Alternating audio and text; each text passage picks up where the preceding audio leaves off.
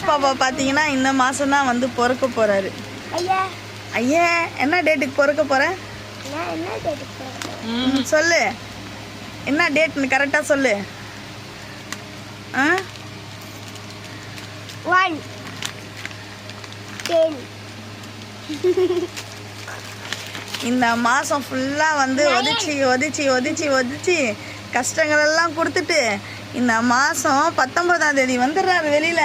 அதுவும் என்ன மாரி டைமில் தெரியுமா அவன் பிறந்தா? மாவலி அமாவாசை, பெரிய அமாவாசையில் பிறந்தா இவன் அமாவாசை.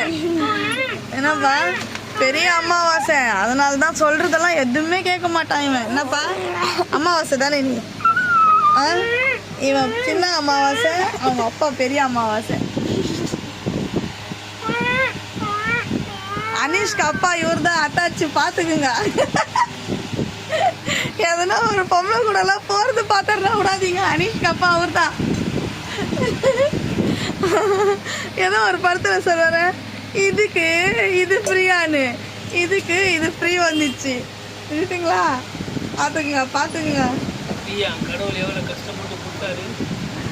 ஆனால் உலகத்தில் எத்தனை பேர் உனக்கு லவர் இருக்கிறாளுங்களோ அவளுங்களாம் பார்ப்பாளுங்களா உனக்கு?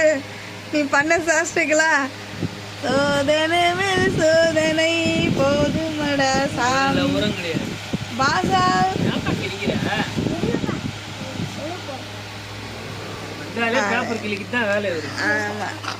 கரண்ட் ஆஃப் ஆயிடுச்சின்னு சொல்லிட்டு வீட்டிலேருந்து கடைக்கு ஓடி வந்து நாலுலேருந்து நான் தரல. தலையும் வலிக்குது, வயிறும் ஒரு மாதிரி பண்ணுது.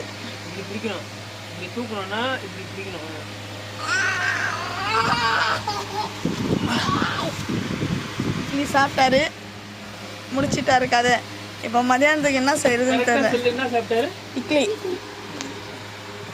இட்லி இட்லி இட்லி இட்லி சாப்பிட்டாரு. மதியானத்துக்கு என்ன செய்யறதுன்னு தெரியல, ஒரே ஒரு மாதிரியா இருக்குது, உடம்பே முடியல.